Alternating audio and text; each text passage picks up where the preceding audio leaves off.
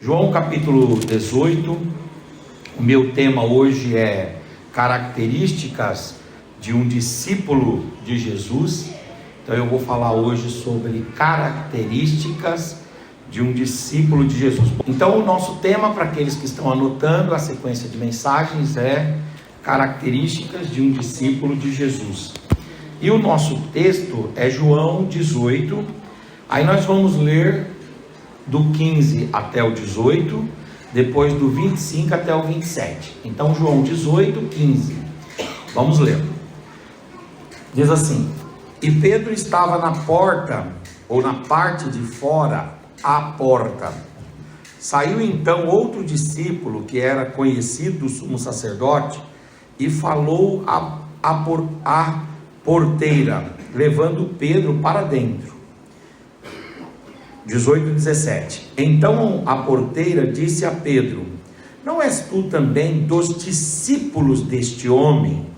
E disse Pedro: Não sou eu. Versículo 18. Ora, estavam ali servos e servidores que tinham feito brasas e se aquentavam, porque fazia muito frio. E com eles estava também Pedro, aquentando-se. Versículo 25. E Simão Pedro estava ali e aquentava-se.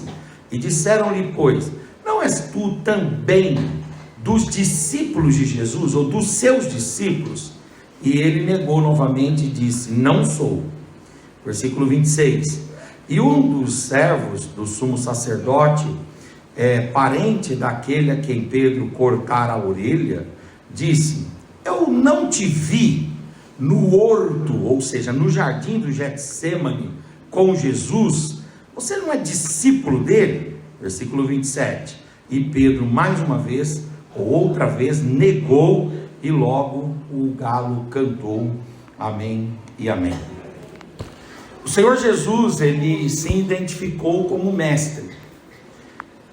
Se a gente ler Mateus capítulo 10, versículo 24, o próprio Senhor Jesus, ele se qualifica, ou ele se define como mestre.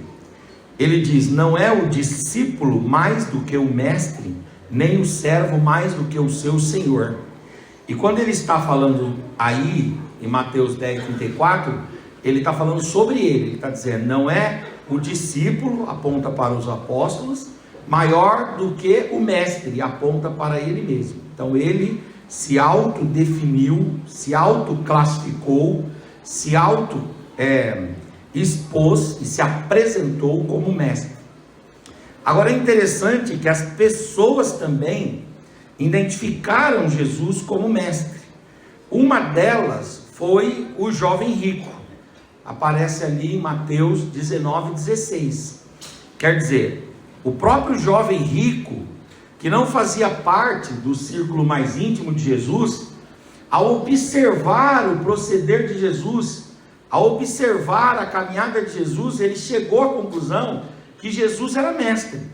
E aí em Mateus 19, 16 ele diz: Eis que, aproximando-se dele um jovem, disse: Bom mestre, que bem farei para conseguir a vida eterna? Então Jesus se intitula mestre, e aquelas pessoas que estão ao redor dele também vão considerá-lo, vão classificá-lo, vão chamá-lo como mestre. Os discípulos que ele escolheu vieram para junto dele e se tornaram discípulos de Jesus, entendendo também que Jesus era mestre. Quer dizer, os próprios discípulos, enquanto estão caminhando com ele, vão identificando nele esse conhecimento, essa docência, essa instrução, vão reconhecendo-no como um rabi, vão reconhecendo-no como um mestre, um instrutor, vão reconhecendo-no como um professor, um teacher, vão reconhecendo como um mentor, os discípulos.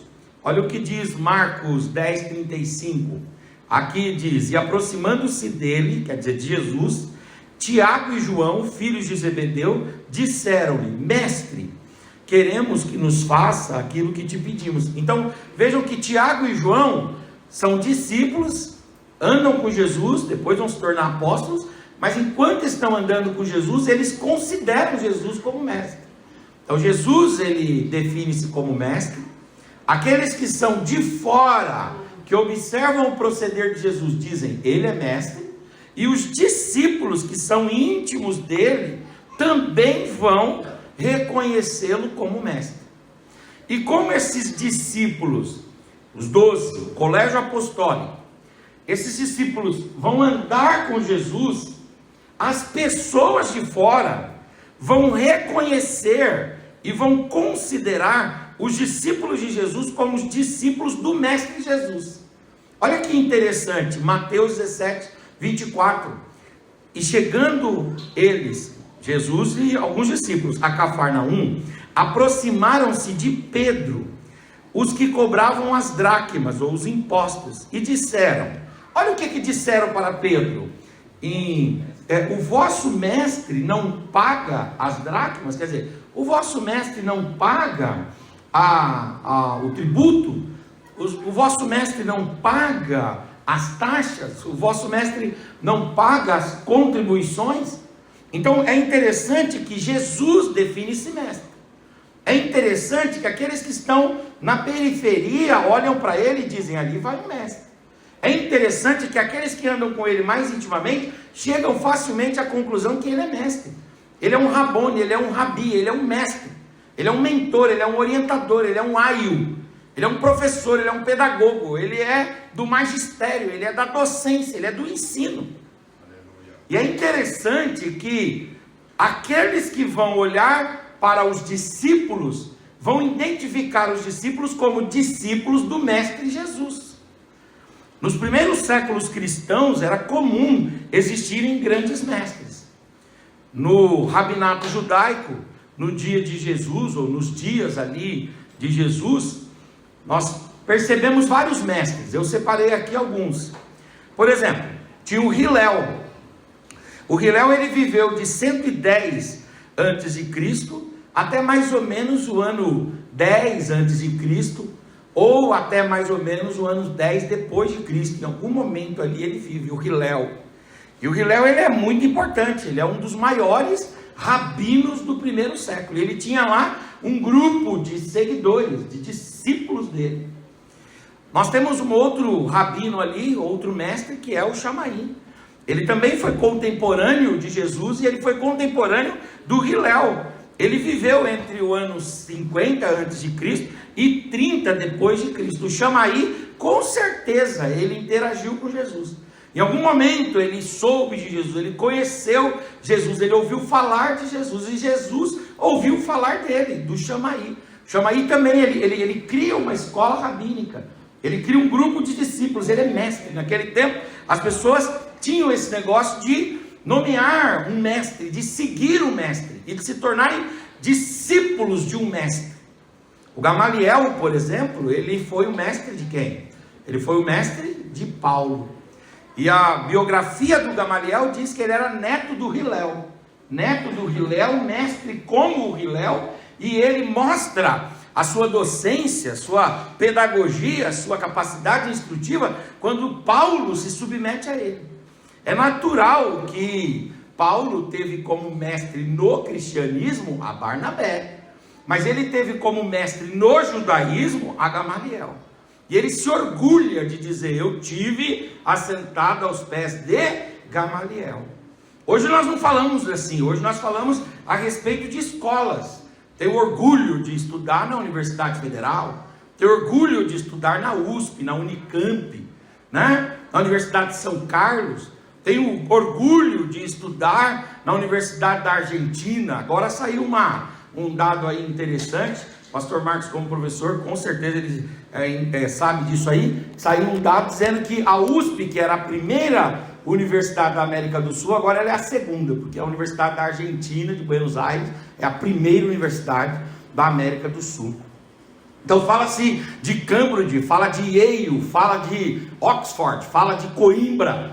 Pastor Marcos falou que eu vou viajar, Deus preparou uma viagem, eu vou fazer, vou pregar uns dias lá em Portugal, e eu nem tinha na minha agenda ir a Coimbra, mas eu tenho um aluno lá em Coimbra, e eu falei com ele, falei, eu quero ir a Coimbra. Ele falou, por quê? Falei, bom, primeiro para eu te ver, para você pagar um almoço para mim aí em Coimbra, né?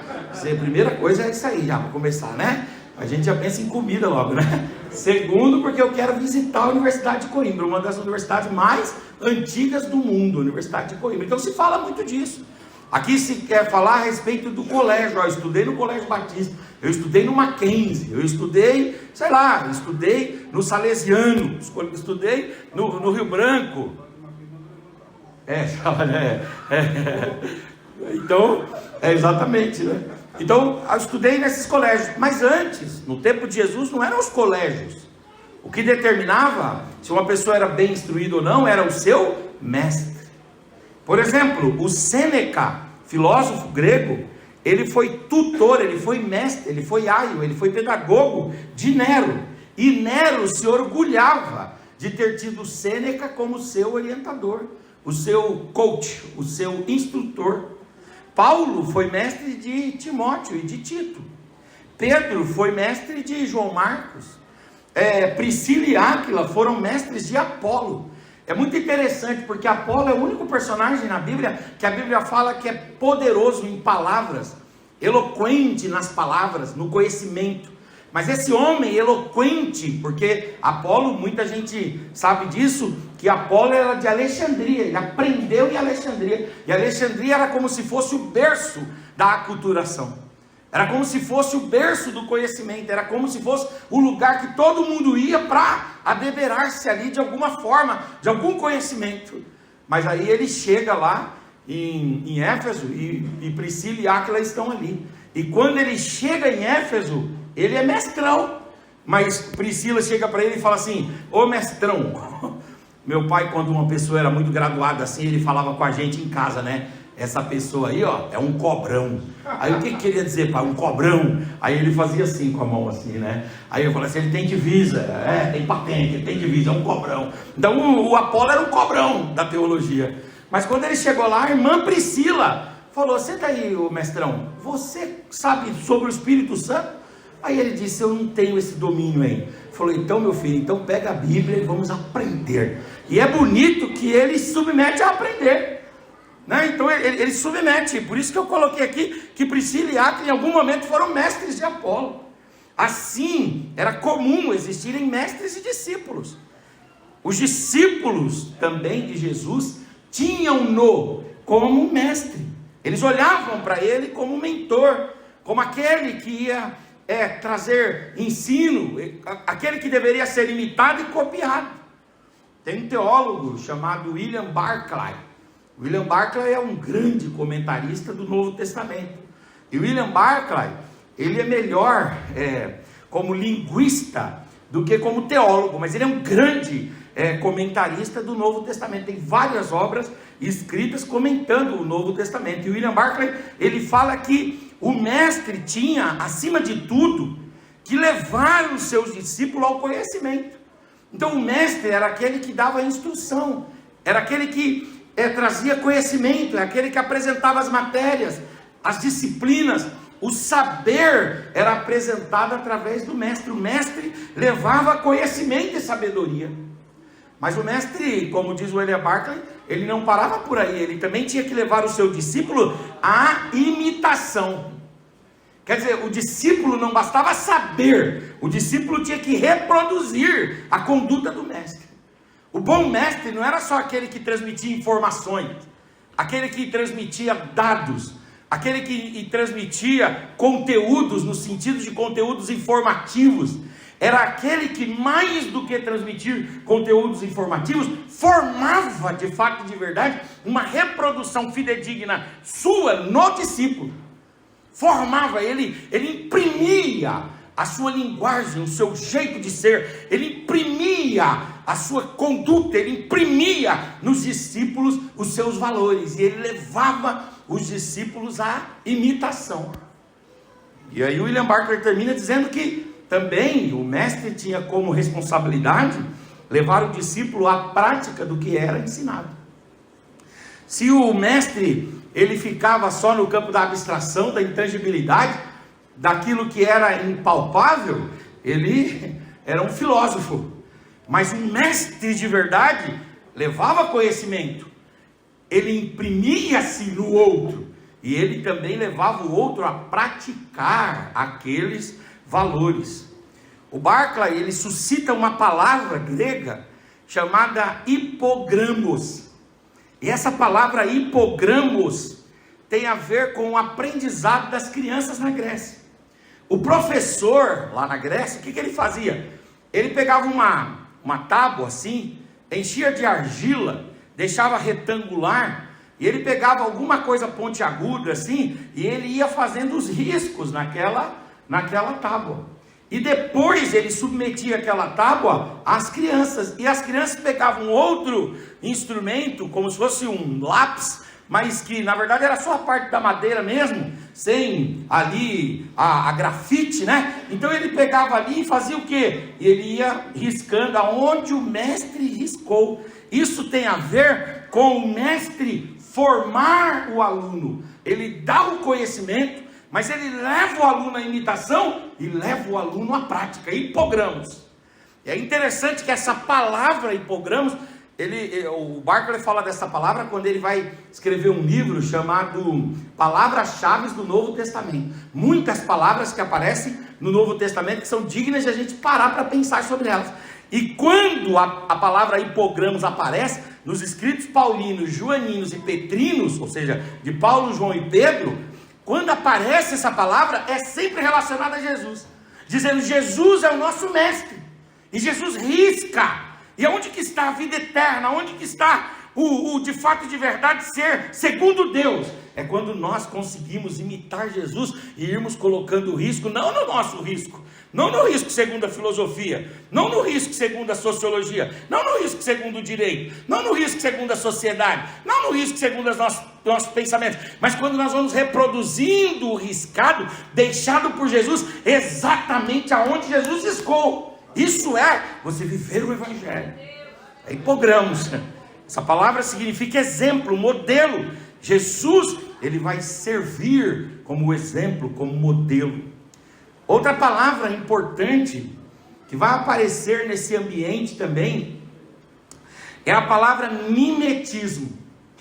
E essa palavra mimetismo, ela vem da biologia. Ela vem de um animal que é o camaleão. E o camaleão, ele tem mimetismo. E o que é mimetismo? É a capacidade de tornar-se semelhante à superfície. Então, se o camaleão está nessa superfície branca, a pele dele vai ficar naturalmente branca. Se ele está naquela parede um pouco mais marronzinha ali, vai ficar marrom. Se está nessa caixa que é preta, vai ficar preta. Então, a cor do camaleão vai mudando de acordo com a superfície.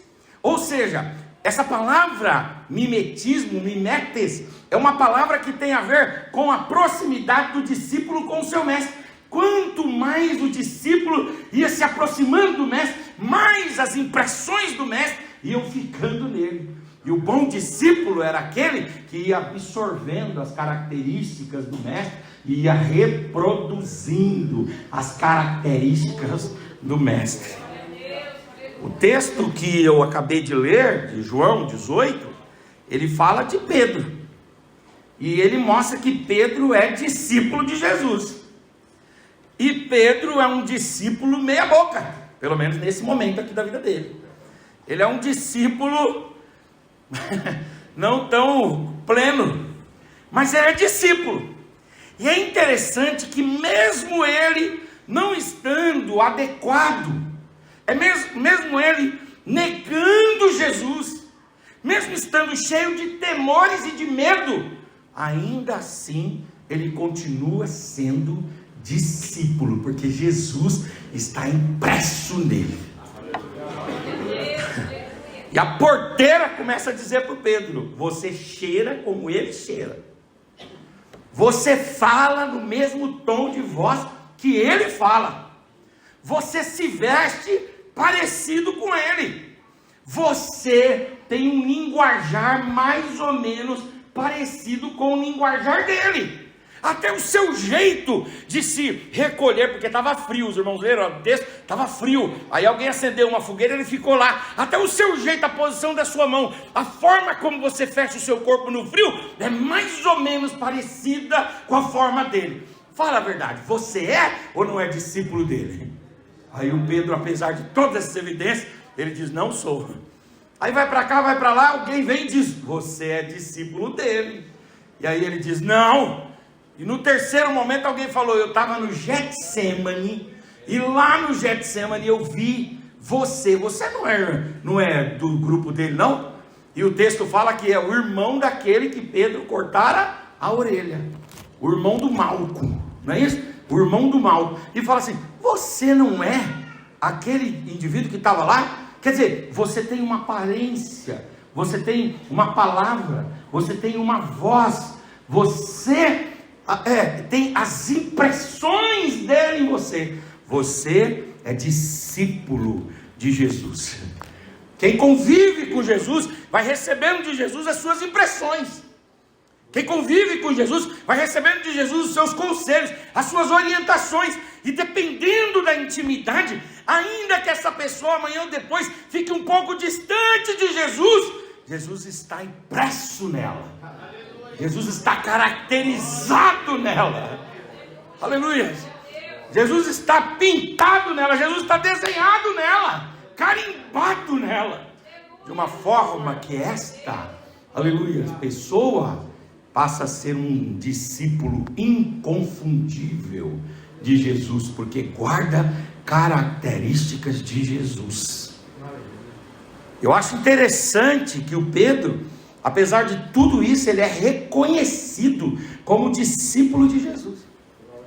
Pastor Marcos, um dia eu estava ouvindo o Theo Hayashi pregar. O Theo Hayashi é aquele líder do movimento Dunamis. E ele estava pregando, ele estava dando um testemunho dele. Estava até num programa de rádio, de rádio, e agora essa rádio pela internet, né? E ele estava contando como é que ele se converteu.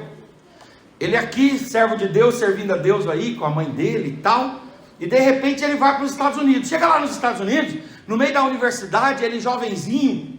E lá na universidade ele começa, né? A ceder aqui, ceder ali, tal. Um dia chamam-no para um happy hour. Mas um happy hour da pesada mesmo. O pancadão. Sabe o pancadão? Pancadão. E aquele pancadão estourando, e cerveja e bebida, e aquela bagunça. E no meio daquela bagunça, alguém chegou para ele e falou assim, você é crente?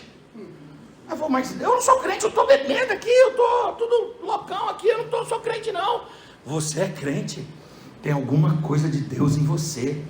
E eu vou dizer para você, você não é desse lugar aqui não. Aí ele falou que se afastou da pessoa, e de repente a pessoa foi lá de novo. Até que de repente o Espírito de Deus o visitou e disse, você não é desse lugar aqui. Você tem as marcas de Cristo. Você tem as marcas da palavra. Você tem as características impressas em você. E não importa onde você for, o seu jeito de falar, o seu jeito de pensar, o seu jeito de manusear a sua mão, o seu linguajar, os seus valores, a sua cosmovisão, em algum momento você vai denunciar que você recebeu, aleluia, a impressão de Cristo, que você andou com Cristo. Em algum momento você vai denunciar que você andou com Cristo, aleluia, aleluia, glória a Deus. E é interessante que Jesus, ele diz que quem anda com ele, passa por um processo de metamorfose, passa por um processo de transformação, que torna-se uma pessoa distinta, singular, sine qua non. E aí Jesus vai ilustrar essa singularidade daqueles que andam com ele, que recebem a sua impressão. Jesus vai ilustrar isso através de algumas alegorias. E uma das alegorias mais fortes que eu entendo e que eu vejo, é a alegoria que Jesus vai dizer que os discípulos dele são como uma cidade edificada sobre os montes. E ele diz, é impossível esconder. Um discípulo que andou com Jesus, ele é como uma cidade edificada sobre a montanha. Eu estava viajando esses dias, eu estava lá no carro, lá, e interessante, sempre passando por várias estradas, daqui a pouco eu avistei uma construção assim, muito grande, uma cidade mesmo, um bairro, né, que está em cima do monte. É impossível esconder uma cidade edificada sobre as montanhas. O Cristo Redentor lá no Rio de Janeiro, quem já foi lá no Rio de Janeiro, está lá no cume do monte, e ali naquele platô em cima da montanha, ele fica inconfundível, não dá para você esconder. Não dá para você esconder uma cidade edificada sobre o monte. Ela pode tentar se esconder, pode tentar envolvê-la de alguma forma, mas tão logo as nuvens sejam dissipadas, ela é manifestada. Jesus falou: assim como uma cidade edificada sobre os montes, assim são os meus discípulos, eles são inconfundíveis. Eles são inconfundíveis. Uma cidade edificada sobre os montes é uma cidade vista de longe. Uma vez eu estava lendo sobre aquele maior prédio do mundo, que fica lá em Dubai, o Dubai Tower. Tem 600 metros de altura. Ele pode ser visto a quase 180 quilômetros. 180 quilômetros, imagine, eu não sei, daqui de São Paulo, quem roda bastante, se a gente for ali para o lado do interior ali de Campinas, dá 100 quilômetros, não é isso? Então nós temos que chegar aonde para continuar vendo? Não sei, né? 180 quilômetros seria o quê? Quase São Carlos? Araraquara? Não é isso? Aquela região lá. Imagina você estar lá e você olha uma coisa aqui em Barueri e diz assim: olha lá. Uma cidade edificada sobre o monte é uma cidade que é vista de longe. Um crente que andou com Jesus, que recebeu as marcas de Jesus, você reconhece de longe. Você trabalha com ele e você diz assim: esse cidadão aqui, ele é diferente, ele é transformado, ele foi alcançado pela graça, pela bondade de Deus, ele andou com Jesus. Ele é uma cidade edificada sobre uma montanha. Ele é visto de longe. Ele é visto primeiro. Ele é visto primeiro. Uma cidade edificada sobre a montanha, ela não é só vista de longe, mas ela é vista primeiro. Antes os nossos olhos buscarem aqui a horizontalidade, os nossos olhos buscam a verticalidade, e quando os nossos olhos olham para cima, eles veem aquela cidade edificada. Assim também é aquele indivíduo, aquela mulher, aquele jovem, aquela criança que andou com Cristo. Recebe as características de Cristo, recebe o poder de Cristo, a virtude de Cristo, as impressões de Cristo, os valores de Cristo. E aí começa então a ser visto primeiro. No trabalho, na universidade, na rua, nos negócios. E também uma cidade edificada sobre os montes é uma cidade que serve como bússola, serve como referencial, ela serve como paradigma. Uma cidade edificada sobre as montanhas é uma cidade que você pode colocá-la lá como o seu Google Maps, como o seu Waze, como o seu referencial. Muitas vezes eu fui para Natal, no Rio Grande do Norte, com a minha família. Eu fui de ônibus. Aqui os irmãos aqui são todos ricos, sempre foram de avião. Eu não sei o que é isso. Eu fui andar de avião recentemente, mas eu ia de ônibus. E sabe qual era o nome da companhia que a gente ia? Nós íamos de Aviação São Geraldo. E era maravilhoso, a gente fazia um frango aqui com farofa, e ele durava até lá em Natal. Eu dormi no meio como é que fala, do corredor do ônibus muitas vezes, com o Dudu e a Moniquinha me espremendo lá. Ele dormia junto ali, era uma benção. Mas aí quando chega em Minas, Marcos, tem uns trechos lá de Minas, que você fica meio perdido nas curvas lá da 116, né? Você fica meio perdido ali, 101, 116, você fica meio perdido. Mas aí você olha lá na frente, você vê aquela pedra, tem muitas pedras. Quem já fez esse caminho sabe do que eu estou falando. Muitas pedras no caminho, e você olha lá na frente, é muito longe, mas você olha lá na frente, do lado você pode olhar, tem aquela pedra enorme, e do lado tem a estrada passando bem pequenininha. Aí você daqui muitos quilômetros antes, você fala assim: nós vamos chegar lá. Uma cidade edificada sobre os montes pode ser uma referência. Um crente que andou com Cristo, ele é uma referência. Aonde ele está, ele é um paradigma. Em outro momento Jesus vai usar uma outra alegoria. Ele vai dizer que os seus discípulos são como luz do mundo. Luz do mundo. A luz, ela ilumina. O crente que andou com Cristo, que tem as marcas de Jesus, ele é iluminado. Não por uma luz própria, não por esta luz mística, não por aquela áurea de espiritualidade que alguns espíritas querem nos fazer crer que temos naturalmente. Não pelo conceito de sagrado, como dizem os budistas. Na Castelo Branco tem uma placa enorme lá, um outdoor enorme, dizendo: descubra a divindade que há em você. E tem muita gente na busca por essa autodivindade. Não é isso. Jesus fala assim: aquele que não está em mim está em trevas, mas aquele que se aproxima de mim, a minha luz é a dia, e entra no coração, na mente, na alma dele. Aleluia.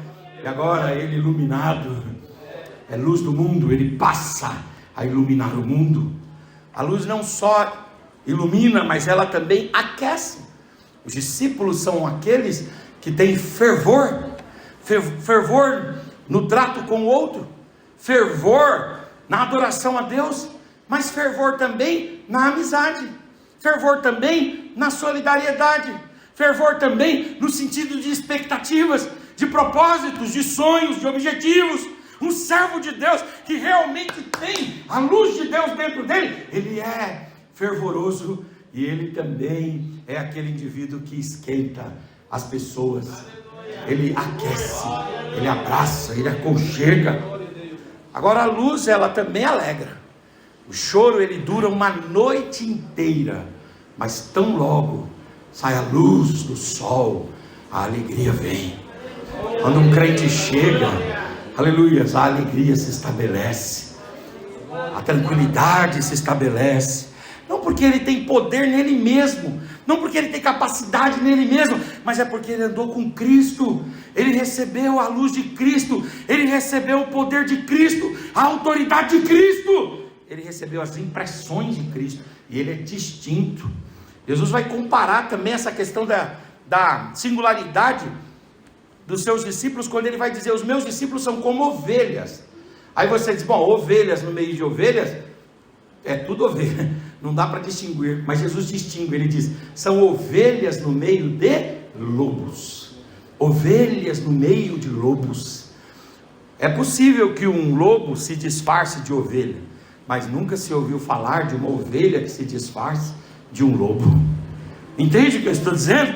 Quer dizer, o discípulo de Jesus, ele mostra esses valores que ele recebeu de Jesus, essas características, estas marcas, e ele se torna uma cidade edificada sobre as montanhas, ele se torna uma luz e uma referência, e ele se torna uma ovelha no meio de lobos.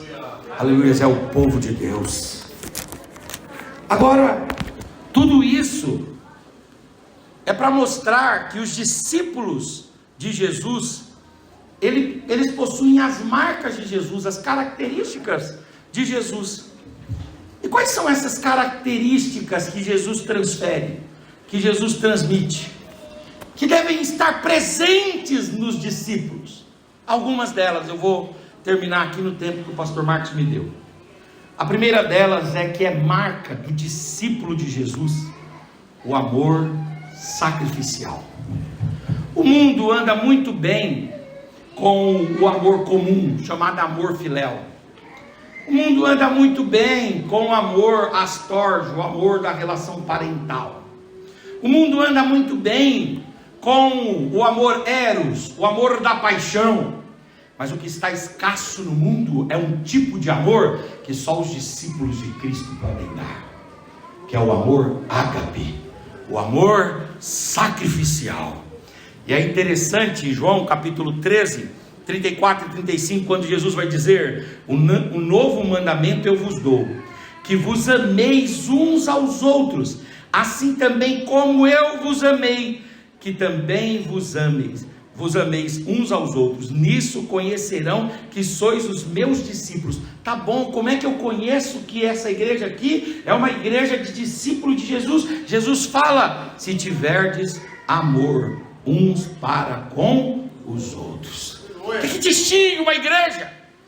A igreja formada de discípulos, não uma igreja cristianizada apenas, catequizada apenas, não uma igreja religiosa apenas, não uma igreja que tem cruz de igreja, não uma igreja que tem bancada de igreja, estrutura de púlpito de igreja, mas que seja formada por homens e mulheres que são discípulos de Cristo. Cristo falou: é nisto que vocês ficarão conhecidos. Em quê? Quando as pessoas de fora entrarem no reduto de vocês, elas perceberão que ali não há apenas o amor filéu, o amor comum, ali não há apenas o amor parental, o amor astorges, não há ali apenas o amor eros, mas há ali o quê? Um amor que é o amor de Deus, o amor sacrificial, de um irmão para com o outro, de uma família para com outra, de um departamento para com outro, de um grupo para com outro. O amor sacrificial é que torna a nossa igreja, ou a igreja parecida com a igreja idealizada por Cristo, é o amor. Pode nos faltar tudo, mas não pode nos faltar o amor, porque Ele disse: é assim que vocês serão conhecidos, é o amor. Tem uma igreja na Bíblia, Marcos, que ela é uma igreja que é uma igreja, puxa vida, extraordinária, porque ela recebeu a dádiva de ter muitos pastores bons, que é a igreja de Éfeso. Ora, a igreja de Éfeso é uma igreja extraordinária, uma igreja fundada por Paulo. Paulo teve em Éfeso 3 anos, 2 anos só dando aula. Depois Paulo manda para lá Priscila e Áquila, Apolo vai para lá. Depois Paulo mesmo está ali com os irmãos, João vai para lá. E depois de tudo isso, quem que vai ser pastor de lá? O Timóteo. Mas é engraçado, porque Éfeso recebe a carta de Éfeso, certo? Não, tem uma carta a Éfeso, destinada para a igreja, carta de Éfeso. Tem uma carta em Apocalipse, destinada à igreja de Éfeso, sim ou não? Não tem uma carta lá? As 7 igrejas, uma é para Éfeso. Tem a carta de Paulo, primeira e segunda carta de Paulo a Timóteo, também são cartas destinadas para Éfeso. Quer dizer, é uma igreja que recebe 4 cartas. E qual é a tônica de todas as cartas? É uma igreja pujante, uma igreja maravilhosa, grandes pastores, grandes pregadores, hermeneutas, exegetas, gente que explica a Bíblia de fato, de verdade. Mas essa igreja tem um problema, é uma falta de amor. E o que o Senhor vai fazendo ao mandar tantas cartas, tantos homens? É para produzir no seio da igreja um ambiente de amor. Aleluia, glória a Deus. O que Deus mais deseja edificar em nossas igrejas? O que Deus mais deseja construir em nós? É esse amor glorioso que imita o amor de Deus. É o amor ágape, é isso que Deus deseja produzir em nós. É muito bom uma igreja com muitos dons, mas é melhor ainda uma igreja afável, uma igreja amável, onde todos se respeitam, onde todos cuidam-se mutuamente, onde um irmão visita o outro, onde a gente vai superando as diferenças e vai deixando o amor transbordar a justiça, o amor transbordar a verdade, o amor transbordar a razão. É melhor amar do que ter razão, é melhor amar do que estar certo, é melhor amar do que fazer justiça. Eu fiz justiça. Entre a justiça e o amor, é melhor amar. É nisto que conhecerão que vocês são meus discípulos, quando vocês se amarem uns aos outros. Aleluia, que Deus derrame do seu Espírito sobre nós, e que a gente tenha uma igreja formada por homens e mulheres que se amam, em nome de Jesus. Você pode pegar na mão desse irmão aí, aleluia, e falar para ele: eu quero muito, diga, eu quero muito ter o amor perfeito por você, um amor desinteressado, um amor paciente, um amor tolerante, um amor que a tudo suporta. Eu quero muito que Deus produza esse amor no meu interior por você, um amor que não é vaidoso, um amor que não é por necessidade, mas um amor verdadeiro. Aleluia. Nisto conhecereis que são meus discípulos. Quando vocês amarem uns aos outros. Não é gostoso estar numa igreja onde os irmãos se amam, irmãos? Fala a verdade. É uma delícia. A Bíblia diz assim: servir ao Senhor com o quê? Com alegria. Quando a gente entra num ambiente onde os irmãos se amam, é uma bênção.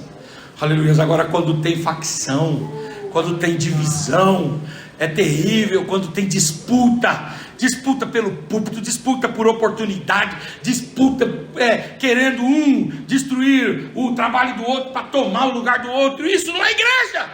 Tem cara de igreja, tem templo de igreja, tem púlpito de igreja, tem até Bíblia de crente, mas não é igreja.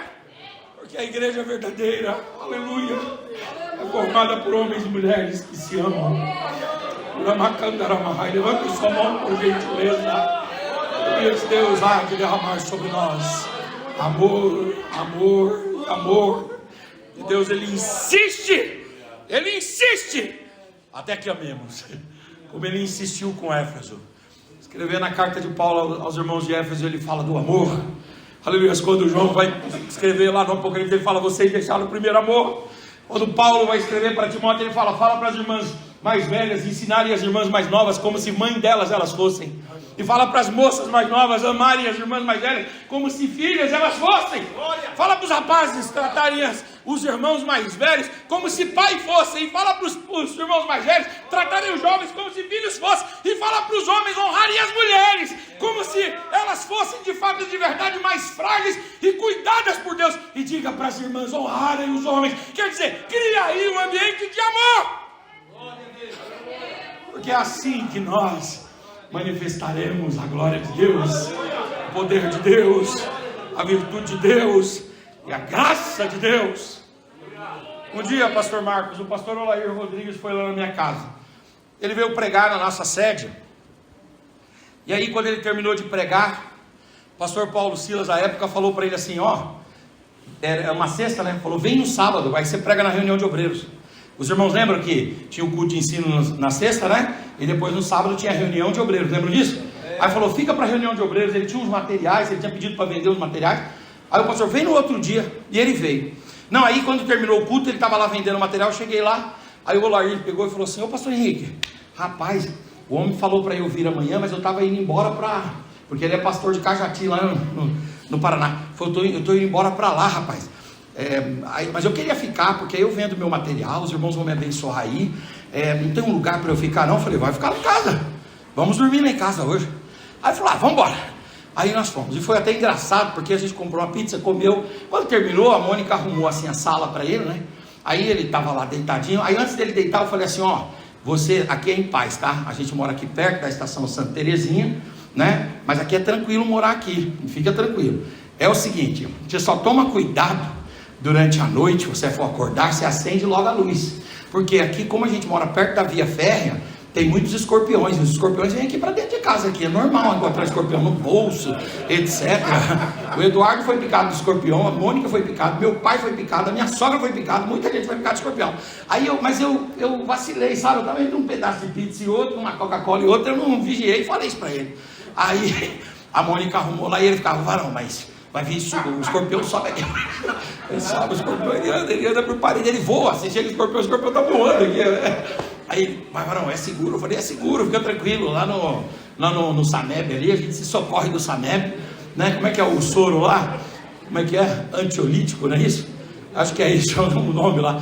Aí eu falei: tem soro lá, fica tranquilo. O Eduardo foi picado, a gente levou lá. Todo mundo aqui foi picado, fica tranquilo. Aí ele pegou e tal. Quando eu acordei 3h30 da manhã, 3h30 para ir no banheiro, quando eu acordei, aí eu fui lá, né, ver como é que ele estava assim, com um cobertinho assim, com o olhão assim aberto assim. Aí eu: pode dormir, rapaz. Aí eu: não sei, mas não tem escorpião em cima de mim já. Eu falei: não é assim não, vai tranquila, dorme tranquila. Aí ele dormiu lá, tudo bem. Tomamos café no outro dia e saímos. Quando nós estávamos saindo, a minha esposa pegou um creme. A gente sempre faz isso lá em casa. Ela pegou o creme e passou assim no meu sapato. Ela sempre fez isso. Ela pegava o creme assim, eu estava saindo, ela: você vai sair com esse sapato sujo? Ela dobrava o joelho assim e passava o creme. Isso é uma coisa dela, eu nunca pedi isso para ela, ela faz. Ela que decidiu fazer. E aí ela foi lá e dobrou o joelho e fez ali.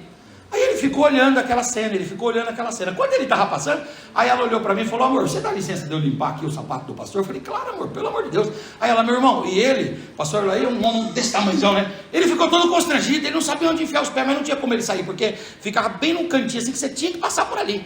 Aí ela foi lá e passou aquele creme, né? Lá no sapato, não sei o que tal, liberou. Toda hora ele ficava no carro olhando para o sapato dele. Olhando para o sapato dele. Os anos se passaram. Várias igrejas eu já fui pregar, que ele estava lá, às vezes final de semana, sei lá, ou até no Belenzinho. Todas as vezes que ele me conta, isso já faz mais de 10 anos. Sabe o que ele me lembra? Ele não lembra dos escorpiões, ele não lembra do sabor da pizza daquela noite, ele não lembra nem o sermão que ele pregou, mas ele nunca esquece o gesto de amor. Eu encontrei recentemente o Joá Caetano na escola bíblica de obreiros lá do Belém. Encontrei o pastor Joá Caetano lá, e o Joá pegou e me deu um abraço, falou assim: e o Rael? Aí eu falei: ô, pastor Rael não pôde vir aqui hoje. Aí ele: rapaz, eu andei muito com o Rael na época do Bernard Johnson. Eu digo: é mesmo? Ele disse: é. Aí ele falou assim: mas você sabe o que mais era marcante para nós? Eu falei: o que? As cruzadas? As almas que vinham aos montes aceitar Jesus? Ter cantado no Maracanã? Ou ter pregado no Maracanã com o Bernard Johnson? O que fez? O que marcou você? Aí o João falou assim: o que mais me marcou foi o fato da gente, depois das cruzadas, nós nos reuníamos na casa do Rael, e quando chegava lá, a Marta fazia uma canja, pegava o pãozinho, quebrava o pãozinho no meio assim, e dividia os pãezinhos para os pregadores e para os cantores, e a gente sentava lá e ia ficando comendo aquela canja e molhando o pãozinho. Aquele clima ali era um clima gostoso, maravilhoso. O que vai marcar as pessoas? Não é o quanto a gente prega, não é o quanto a gente canta, não é o quanto a gente consegue revestir a nossa igreja de coisas finas, de mármore, não é isso. O que vai marcar é o quanto nós vamos conseguir amar.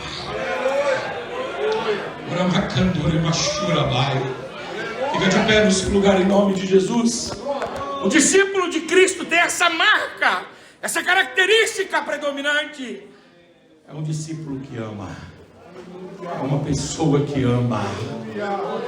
É assim que a igreja deve se distinguir. A igreja deve se distinguir porque é a comunidade que ama. No trabalho, rigidez. Na escola, exigência. Na rua, cobrança. Qual é o lugar então onde a gente pode encontrar um pedaço do céu? É na igreja. E não na igreja prédio, porque a igreja prédio ela é fria. É na igreja no sentido do convívio com os irmãos. Você pode falar para esse irmão: é uma bênção estar com você. Aleluia. Diga para ele: desfrutar da tua amizade é muito bom. Desfrutar do teu respeito. Aleluia, glória a Deus. Aleluia, glória a Deus. Aleluia.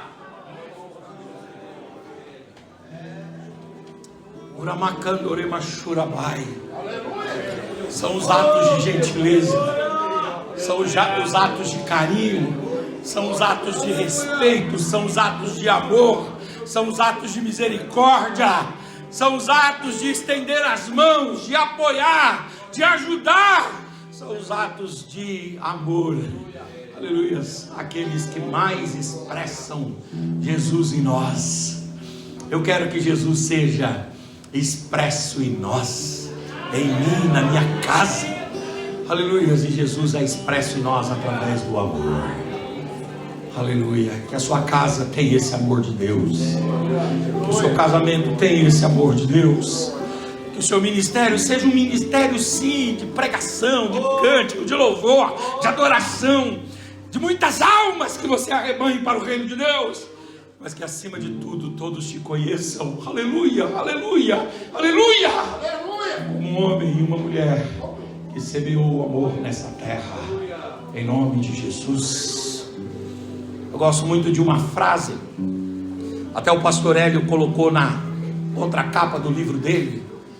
Ele diz assim: todas as vezes que a gente dá uma flor, ainda que ela seja esmagada, jogada ao chão e pisada, fica um pouquinho de perfume nas mãos que a tocaram.